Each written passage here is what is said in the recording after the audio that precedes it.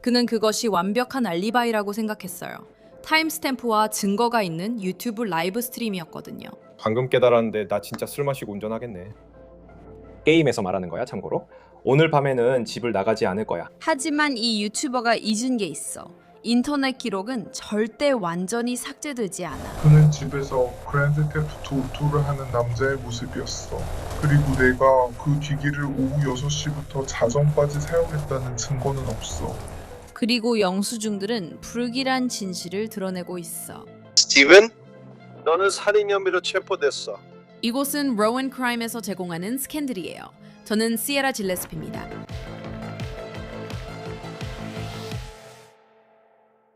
연말연시는 보통 가족과 친구들과 함께 보내며 지난 한 해를 되돌아보고 사랑하는 사람들과의 소중한 순간을 간직하는 시간이에요.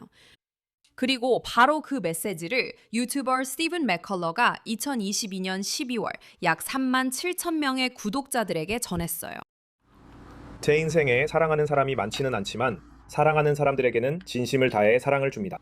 그래서 스티븐의 임신한 여자친구인 32세 나탈리 맥넬리가 북아일랜드 자택에서 잔혹하게 살해된 채 발견됐을 때 모두가 완전히 충격을 받았어요. 너 그녀 임신했다고 생각해? 네, 숨이 안 쉬어져요. 그런데 당신은 그녀가 괜찮다 하시나요? 제발요. 알겠어요.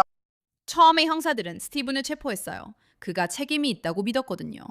하지만 스티븐이 6시간 동안 유튜브 라이브 스트림을 했다는 완벽한 알리바이를 제시하자 그는 용의자에서 제외됐어요. 나중에 형사들이 좀 더 자세히 조사했을 때 그들은 끔찍한 진실을 밝혀냈어요. 그는 12월 18일에 라이브 스트리밍을 할 거라고 전 세계에 알리고 있었어요. 당신의 기기에서는 6시부터 12시까지 아무런 활동이 없었습니다. 오늘의 스캔들은 북아일랜드 아마주의 큰 마을 워건으로 향합니다. 워건에는 32살의 나탈리 맥넬리가 살고 있었습니다. 나탈리의 가족은 그녀가 매우 사랑이 깊었다고 했습니다. 그녀는 언제든 전화하면 달려올 수 있는 여자였습니다. 그녀는 친구들과 가족이 힘들 때나 기쁠 때나 항상 곁에서 응원해주는 사람이었습니다. 그게 바로 2022년 12월 18일 밤 나탈리가 하던 일이었습니다. 나탈리의 남자친구인 스티븐 맥컬러는 Vote Saxton 07 계정으로 유튜브 라이브 스트리밍을 진행했습니다. 그 채널은 3만 7천 명 넘는 구독자가 있었고 스티븐은 종종 게임을 하며 라이브 스트리밍을 했습니다. 연말 분위기에 맞춰 그는 12월 18일 스트리밍 제목을 Violent Night Christmas라고 지었습니다.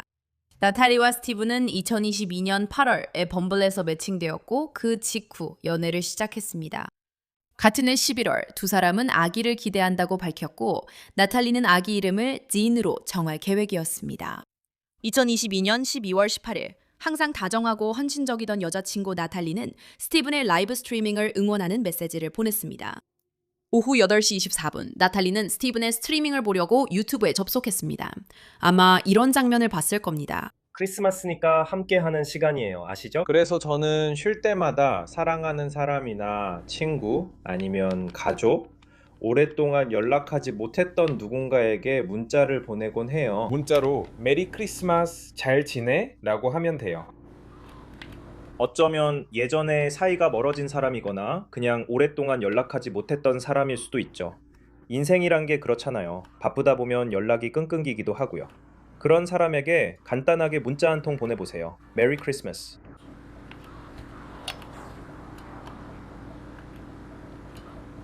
빌 머레이가 스크루지 마지막에 한 말처럼요. 알잖아요. 절대 늦지 않았어요. 우리가 전화해야 할 사람이 있나요? 아니면 문자 뭐랄까 메시지를 보내는 거죠. 그게 맞는 표현인가요? 잘 모르겠어요. 제 인생에 사랑하는 사람이 많지는 않지만 사랑하는 사람들은 진심으로 사랑합니다. 그래도 적어도 그런 점은 저한테 있어서 다행이에요. 이 영상들은 그날 밤 스티븐이 실제로 방송한 라이브 스트림에서 나온 클립들입니다. 방송에서 그는 스티븐의 채팅 기능이 작동하지 않는다는 안내가 계속 나왔다는 점 등 몇 가지 중요한 사항을 언급합니다. 이 스트림 소프트웨어가 좀 이상해서 라이브 채팅을 확인할 수 없다는 게 정말 아쉽네요. 그러니까 여러분끼리 마음껏 대화하세요. 가끔씩 휴대폰으로 들어가서 확인할 수도 있지만 사람들이 그냥 앉아서 댓글만 읽으면서 세상에 제발 질문 좀 해줘요 형님 이런 식으로 하는 라이브 스트림이 좀 싫더라고요. 그리고 또 휴대폰을 너무 오래 보면 결국 틱톡만 계속 보게 되거든요. 그리고 틱톡을 스크롤하면서 날려버린 시간이 정말 믿기지 않을 정도예요. 그래서 네, 휴대폰은 치워둘게요. 라이브 채팅을 볼 수 없는 이유는 채팅을 보면 전체가 멈추고 OBS가 망가지기 때문이에요. 네, 맞아요. 스트림이 멈출지 불안해하지 말아야 해요. 그렇지 않으면 방송 전체에 영향을 줄 거예요. 하지만 네, 질문이나 의견, 코멘트 뭐든지 있다면 어쩔 수 없어요.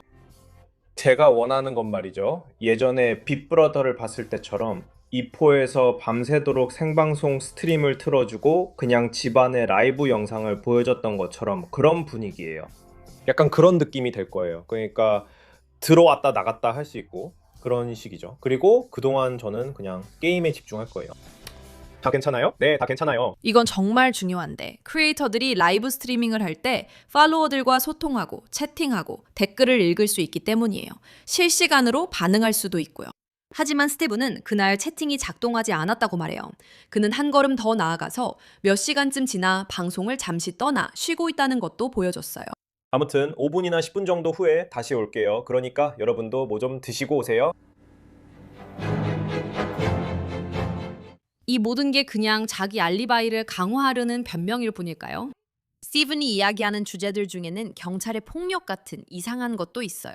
제가 최근에 어디선가 읽었는데 지난 12년 동안 우리가 잃은 경찰 인력이 정말 많아서 무서울 정도예요.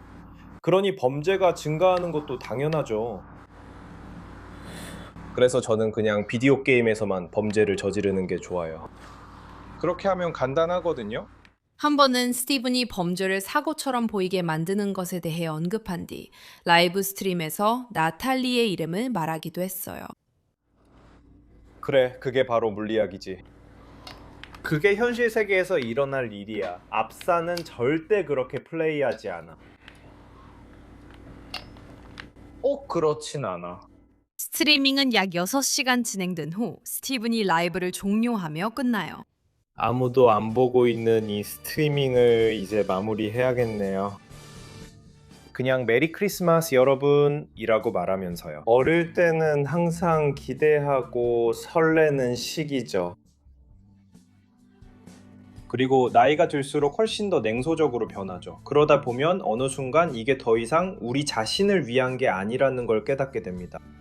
이제는 젊은 세대를 위한 거죠. 그 사랑을 계속 이어가고 다음 세대에 전해주는 게 중요한 겁니다. 그리고 그게야말로 제가 무엇보다도 가장 기대하고 있는 일이라고 생각합니다. 24시간이 지나도 나탈리에게서 연락이 없자 스티븐은 러건에 있는 그녀의 집으로 갑니다. 그리고 그곳에서 그는 그녀의 시신을 발견하고 999 긴급전화로 신고합니다. 죄송합니다. 환자가 숨을 쉬고 있나요? 아니요! 그녀가 차가워요! 알겠어요? 잘 들으세요. 비상 상황의 주소가 어떻게 되나요? 경찰을 불러주세요! 경찰을 불러주세요! 잘 들어봐요. 그녀가 임신한 것 같나요? 네! 숨도 못 쉬겠는데 그녀가 괜찮다고요. 제발요. 알겠어요. 제 말 좀 들어봐요. 제가 도와줄게요. 알겠죠? 저랑 계속 통화하고 계세요. 알겠죠? 알겠어요! 좋아요. 잘 들으세요. 제세 동기가 있다면 다른 사람에게 지금 가져오라고 하세요. 여기서 필요할 수도 있습니다. 가지고 오면은 바로 저한테 말씀해 주세요. 알겠죠? 혹시 다른 사람이 같이 있나요? 그럼 가서 제세 동기를 가져오세요. 아니요, 피가 4번이 있어요. 제 말 잘 들으세요. 저는 체계적으로 도와드리고 있어요. 전화를 끊지 말고 계속 계세요. 제가 정확히 무엇을 해야 하는지 알려드릴게요. 나탈리는 심하게 구타당했고 여러 번 칼에 찔렸어요. 그중 한 번은 경정맥까지 찔렸어요. 검시관이 그녀의 목에서 여러 뼈가 부러진 것을 확인해 목이 졸렸음을 알 수 있었어요. 이 모든 것 외에도 나탈리는 머리에 둔기에 의한 외상을 입은 채 발견됐어요. 이는 그녀가 얼굴과 목을 최소 5번 이상 맞았다는 뜻이에요. 비극적으로도 나탈리와 그녀의 태아 딘 모두 사망 판정을 받았고 곧바로 살인사건 수사가 시작돼요. 즉시 형사들은 스티븐을 주목해요. 그는 초기에 체포되었지만 곧 알리바이를 제시하면서 빠르게 풀려나요. 그 알리바이는 6시간 동안 진행된 유튜브 라이브 스트리밍이었고 이로 인해 수사관들은 곧 그의 뒤를 쫓지 않게 돼요. 이 기간 동안 스티븐은 상심한 남자친구 역할을 하며 나탈리의 장례식에서 공개적으로 슬퍼하고 그녀의 죽음을 추모하는 영상을 만들어 올리기도 해요. 심지어 수사관들에게 그녀의 전 남자친구를 용의자로 지목하기도 했어요.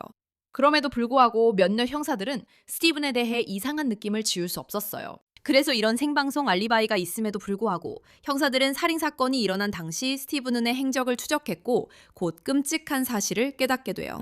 나탈리가 살해된 그날 밤 스티븐이 올린 라이브 스트림은 사실 생방송이 아니었어요. 실제로 기술 전문가들은 스티븐이 그 영상을 게시한 밤보다 훨씬 이전에 이미 모든 영상을 녹화해 두었다는 사실을 밝혀냈어요. 스티븐이 채팅이 안 된다고 했던 거 기억나세요? 저는 제 휴대폰으로 라이브 스트림 댓글조차 확인할 수 없다는 게 놀라워요. 제 인터넷으로는 분명히 그게 될 거라고 생각했거든요. 그리고 이 스트림도요. 그래서 그거 좋은 거 아니에요? 채팅이 안 됐던 게 아니에요. 영상이 녹화된 거였어요. 시청자들이 채팅에 뭘 쓸지 예측할 수가 없으니까 그냥 채팅이 고장난 척 한 거죠. 그 말은 스티븐이 생방송을 한다고 했을 때 사실은 나탈리를 살해하고 있었다는 거예요. 12월 18일 일요일 오후 4시부터 스티븐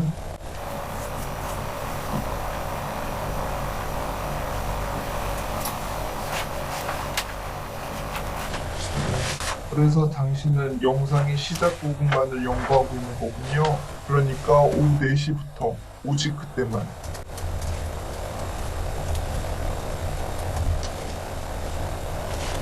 (12월 18일에) 그는 전 세계에 자신이 오후 6시부터 사전까지 라이브 스트리밍을 할 거라고 알리고 있었어요. 그는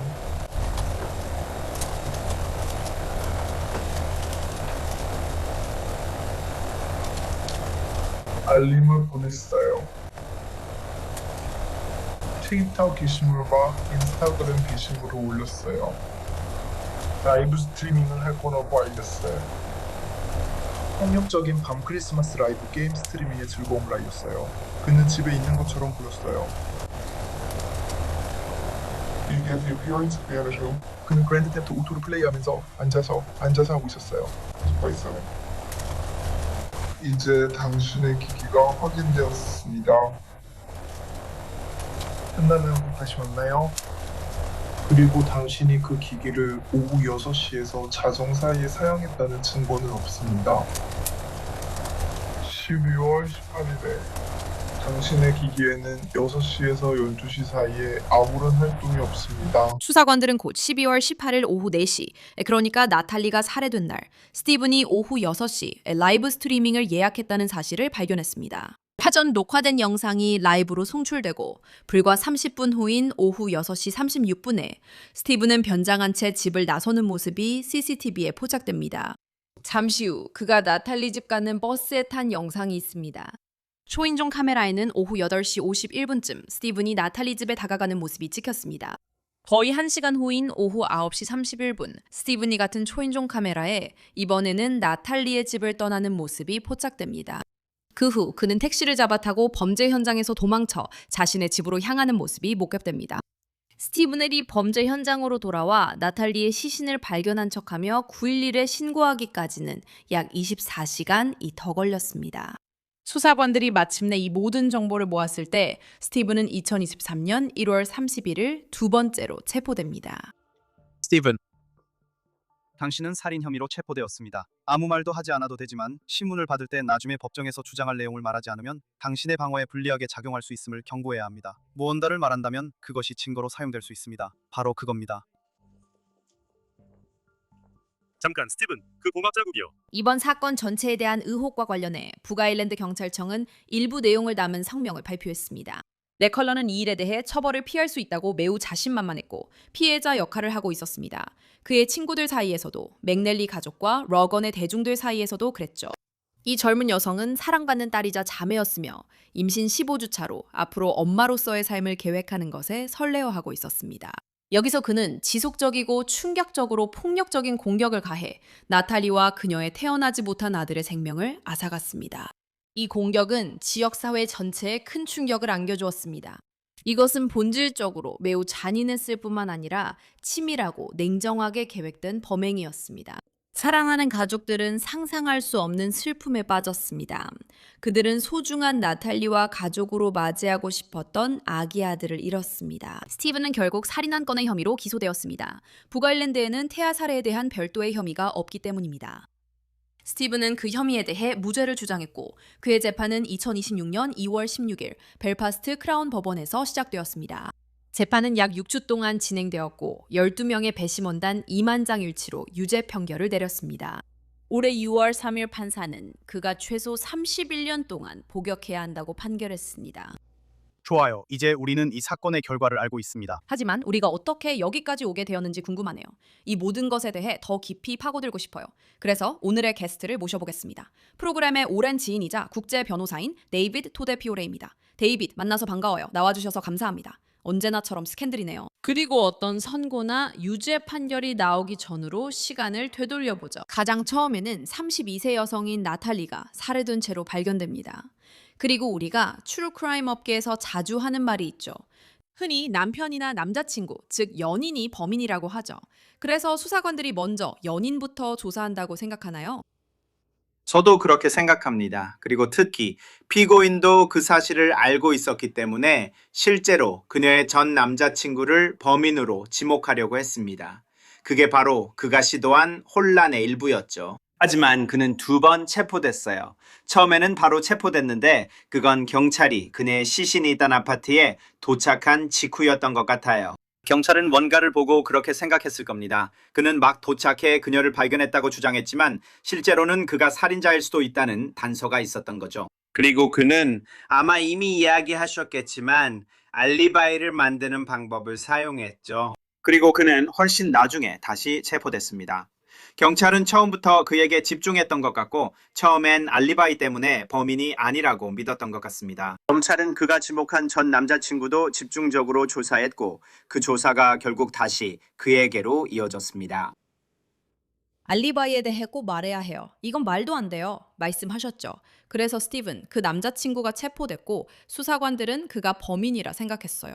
그러자 그는 잠깐만요. 기다려보세요. 저에겐 6시간짜리 알리바이가 있어요. 라고 말했어요. 저는 유튜브 라이브 스트리밍을 하고 있었어요. 그래서 경찰이 확인해 보더니 네, 와, 진짜네요. 당신 유튜브에 있었고 라이브 방송 중이었어요. 그럼 그 시간에 살인을 저지를 수는 없었겠네요. 라고 했어요. 좋아요. 이제 괜찮다고 생각했죠. 물론 이 알리바이에는 몇 가지 허점이 있었고 그게 나중에 그의 체포로 이어지게 돼요. 그런데 그가 알리바이를 만들기 위해 그렇게까지 애썼다는 사실에 대해 어떻게 생각하세요? 제 생각엔 그가 6시간짜리 라이브 방송을 만든 건 계획 범죄 같아요. 어떻게 생각하세요? 분명히 아주 독특하죠. 현대 기술을 이용해서 알리바이를 만들려고 한 거니까요. 이렇게 시도하는 건 흥미로운 방법이고 왜 다른 사람들이 예전에는 이런 시도를 하지 않았는지 놀랍네요. 하지만 결국에는 역효과를 불러왔죠. 그리고 다행히도 경찰과 수사관들이 이 소위 생방송이라는 것에 대해 더 깊이 조사했는데 사실 전혀 생방송이 아니었죠. 그래서 이 부분이 이 사건에서 가장 흥미로운 부분 중 하나이고 제가 이 사건이 많은 언론의 주목을 받았다고 생각하는 이유입니다. 네, 맞아요. 요즘 거의 모든 사람이 휴대폰과 소셜미디어를 항상 사용하죠.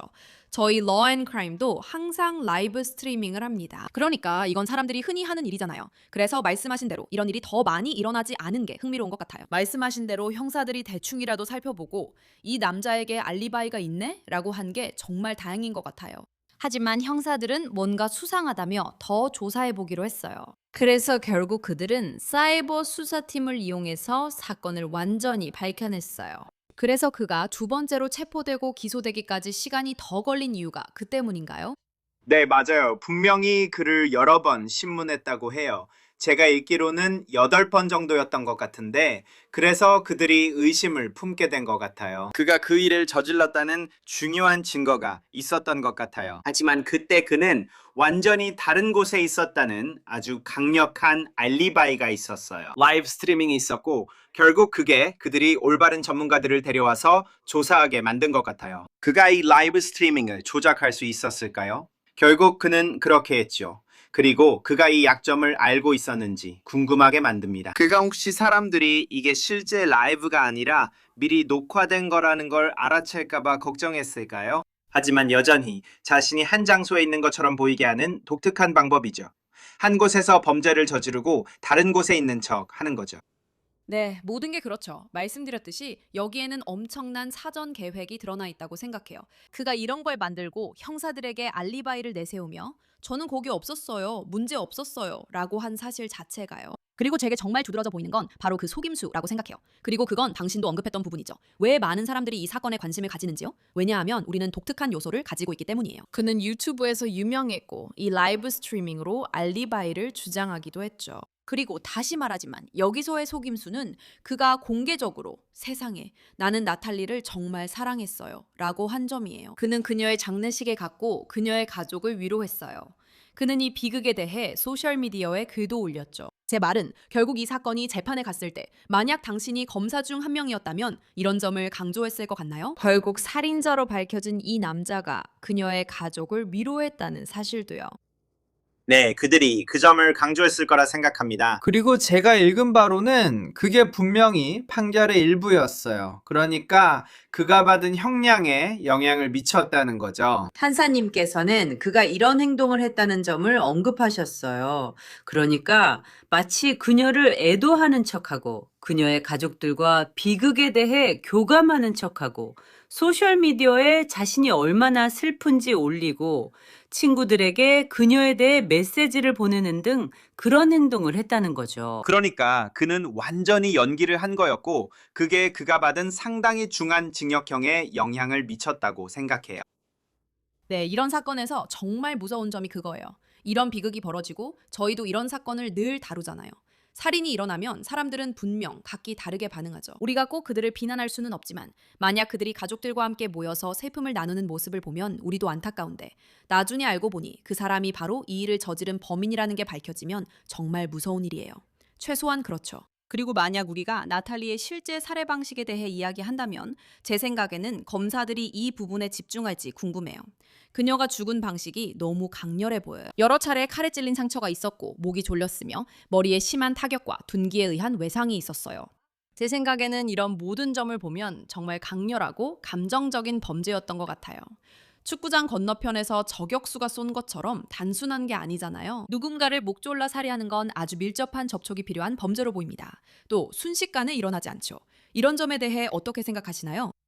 네, 저도 완전히 동의해요. 우선 이 부분이 의도와도 관련이 있죠. 그리고 검사가 살인 혐의를 적용하려면 그가 그 일을 저질렀다는 것과 그녀를 죽이거나 심각한 신체적 피해를 입힐 의도가 있었다는 것을 모두 입증해야 했어요. 그리고 우선 사건이 전개된 방식, 살인이 얼마나 폭력적이었는지, 그가 그녀를 칼로 찌르고 목을 졸랐다는 점에서요. 그러니까 그가 무엇을 하려고 했는지는 의심의 여지가 없어요. 게다가 미리 알리바이를 만들어 놓았다는 사실도 의도를 보여줍니다. 그가 그녀의 집에 가는 방법도 추적당하지 않으려고 했던 방식이었죠. 그러니까 그런 모든 것들이 의도를 입증하는 데 도움이 되었지만 범죄 자체는 정말 잔혹했어요. 그리고 그 이유 중 일부는 북아일랜드와 영국에서는 권총을 구하는 것이 훨씬 더 어렵기 때문일 수도 있습니다. 아마 그는 권총을 구하지 못했을 겁니다. 권총이 있었다면 더 빠르고 덜 폭력적이었겠지만 어쩌면 그는 느린 죽음을 원했을지도 모릅니다. 그리고 때때로 불행하게도 범죄가 저질러지는 방식을 보면 누군가가 그 사람에게 너무 화가 나서 실제로 폭력의 정도를 높이려고 의도했다는 것을 알 수 있습니다. 아마 그것이 배심원들의 생각이었을 수도 있습니다. 세상에, 저라면 이런 사건에서 그녀가 어떻게 죽었는지에 대한 사실들이 모두 드러났을 때 그런 생각을 했을 거예요. 여기서 꼭 기억해야 할 점이 있어요. 32세 여성이 단순히 죽은 게 아니라 잔인하게 살해당했다는 사실입니다. 게다가 그녀는 그 당시 임신 중이기도 했어요. 이런 사실이 배심원들의 마음을 더욱 아프게 만들지 않을까요? 네, 맞아요. 그러니까 그는 태어나지 않은 아이까지 죽인 거죠. 그것도 아마 그의 태어나지 않은 아이였죠. 그리고 판사도 그가 그렇게 하려고 했다는 점을 언급했어요. 그는 그녀가 임신한 사실을 알고 있었죠. 그래서 또 왜 그녀가 뱃속에 아이를 품고 있다는 걸 알면서도 그렇게 폭력적으로 행동했는지 의문이 들게 하죠. 정말 슬픈 일입니다. 이 사건의 사실들은 정말 충격적이에요. 그리고 우리는 검찰에 대해 많이 이야기했죠. 왜냐하면 사건이 어떻게 끝났는지 알고 있으니까요. 하지만 그가 이제 막 기소된 상황이라고 가정해 봅시다. 아직 재판 전이지만 준비 중이라고 가정하고 당신이 변호사라면 어떤 전략을 세울 수 있을까요? 특히 그는 증언하지 않았어요.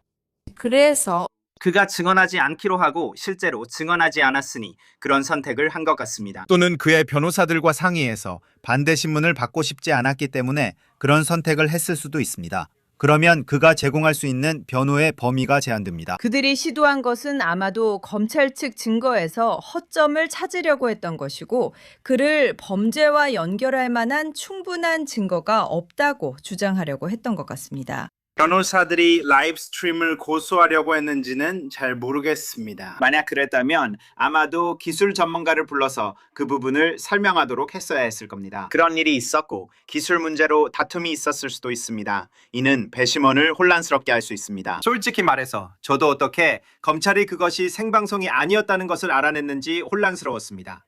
왜냐하면 그것이 생방송으로 제시되었기 때문이죠. 그것은 데이터가 어떻게 처리되는지와 관련이 있었어요. 리코더된 경우와 실제 생방송일 때 데이터가 어떻게 뒤처지는지에 관한 것이었죠. 그래서 그런 부분을 확인하려면 기술자들의 도움이 필요했습니다. 그리고 그들은 아마 이를 증명하려 증언했을 것입니다. 저는 변호인 측이 그들만의 전문가를 데려왔는지는 모르겠지만 그들은 그 주장에 허점을 찾으려고 했을 것이고 알리바이를 유지하고 그것이 받아들여지도록 노력했을 것입니다.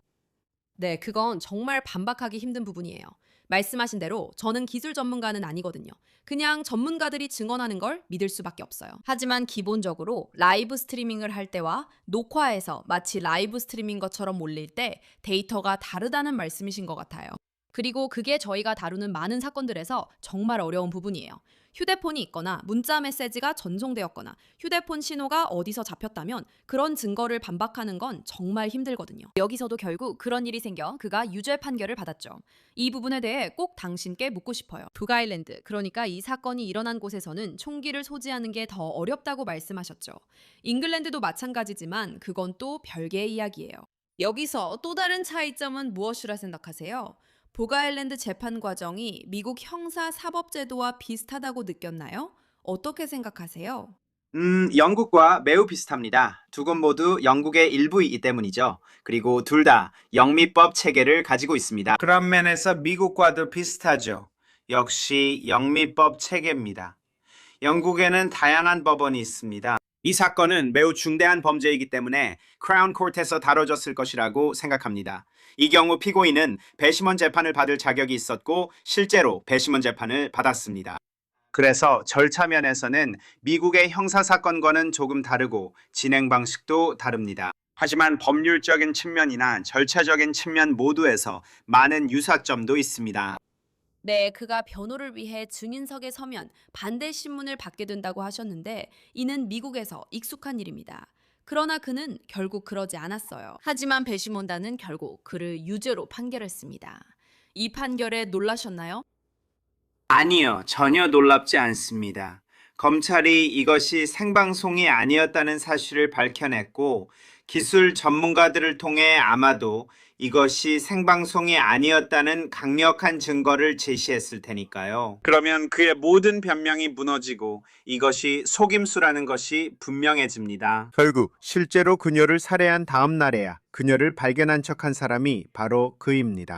그리고 그를 범죄와 연결시키는 상당한 DNA 증거가 있었음이 틀림없습니다. 그래서 어떤 면에서는 아마 명백한 사건이었을 겁니다. 특히 그가 별다른 변호도 하지 못했을 테니까요. 만약 그가 정말 강력한 변호 논리를 가지고 있었거나 배심원들에게 신뢰를 줄 수 있다고 생각했거나 감정에 호소해서 배심원들에게 통할 수 있다고 생각했다면 그는 아마 증언을 했을 겁니다. 하지만 그는 그렇게 하지 않기로 했습니다. 네, DNA가 있고 휴대폰 데이터가 있다면 예를 들어 그가 휴대폰을 가지고 있었고 특정 위치에서 신호가 잡혔다면 반박하기가 어렵죠. 게다가 우리는 이 유튜브 라이브 스트림에 대해서도 이야기했잖아요. 그러니까 그에게 불리한 점이 정말 많았어요. 저도 판결 결과에 별로 놀라지 않았어요. 그리고 혹시 이 형량에 대해 놀라셨는지 궁금하네요. 그래서 그는 31년형을 선고받았어요. 그리고 여기 미국에서는 물론 어느 주에 있느냐에 따라 다르긴 하지만 사형이 가능한 주도 있고 종신형이나 가석방 없는 종신형 등 여러 가지가 있을 수 있잖아요. 그런데 거기서는 제가 당신과 이야기할 때마다 느끼는 건데 여기서라면 평생 감옥에 있어야 할 범죄에 대해 그들이 받는 형량이 좀 다르더라고요. 그가 받은 31년 형량에 대해 설명해 줄 수 있나요? 네, 제 말은 31년형도 거기선 꽤 길어요. 분명히 거기서는 범죄를 저지른 후에 그 사람을 교화하고 재활시키는데 좀 더 중점을 두고 있어요. 그래서 형량이 때로는 더 가벼울 수도 있지만 31년형은 정말 중대한 형벌이에요. 그러니까 그가 감옥에서 나오게 된다면 나올 때쯤에는 꽤 나이가 많아질 거예요. 그래서 북아일랜드의 일반 대중들은 만족한 것 같아요. 그리고 가족들도 만족한 것처럼 보였어요. 가족들이 형이 더 길어져야 한다고 말하는 걸 본 적은 없어요. 하지만 가족들은 평생형을 받은 기분이었을 거예요. 평생 그녀를 잃은 거니까요. 우리는 태어나지 않은 아이도 잃었고 사랑하는 조부모님과 함께 했을 손주도 잃었어요. 그래서 어떤 면에서는 그들도 그가 평생형을 받길 바랬을지도 몰라요. 이번에는 그녀의 가족 이야기를 듣고 그녀의 형제 자매나 부모님이 올린 많은 글들을 봤어요. 그들은 나탈리를 기리며 걷기 행사를 하고 가정폭력 인식 제고에 힘써요. 이런 사건을 이야기하는 건 매우 슬퍼요. 이런 일은 충분히 막을 수 있었고 일어나지 말았어야 해요. 오늘 다뤄야 했던 세부 사항들도 정말 슬펐어요. 데이비드 T. 프리, 이 사건을 함께 살펴봐 주셔서 감사드려요. 감사합니다. 오늘 에피소드는 여기까지입니다. 스캔들은 여기까지입니다. 더 보고 싶거나 소셜미디어에서 소통하고 싶으시면 인스타그램에서 시에라 길레스피를 찾아보세요. 시청해주셔서 감사합니다. 언제나처럼 저는 여러분의 진행자 시에라 길레스피였고 다음 시간에 다시 뵙겠습니다.